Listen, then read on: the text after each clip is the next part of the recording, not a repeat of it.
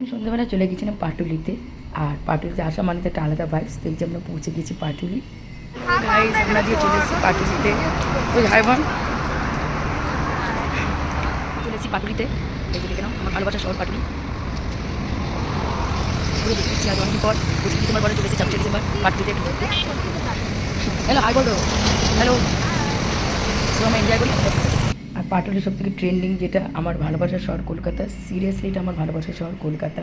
এখানে আসলে মনটা সত্যি ভালো হয়ে যায়। তারপর চলে গেছিলাম জিভে জলে কিছু ফ্রাইজ আইটেম ট্রাই করতে। আর ওখানে গিয়ে চোখে পড়লো ফিশ ফ্রাইটা।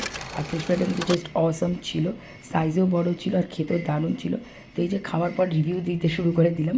ফুড ব্লগার না পাশ জাস্ট রিভিউ দিয়েছি। ফিশ ফ্রাইটা কিন্তু বেশ ভালো ছিল। আর আমাদের এক্সপ্রেশন থেকে বুঝতেই পারছো যে ফিশ ফ্রাইটা সত্যি ভালো ছিল। তারপরে কিছু ফটোস তুলে নিলাম, তোমাদের সঙ্গে ফটোটা শেয়ার করে দিলাম। দেখে নাও কীরকম হয়েছে নিশ্চয়ই জানিও কমেন্টে। আর পাটুলি কে কে গেছো কমেন্টে জানিও। ভিডিওটা ভালো লাগলে একটা লাইক আর সাবস্ক্রাইব করে দিও। টাটা।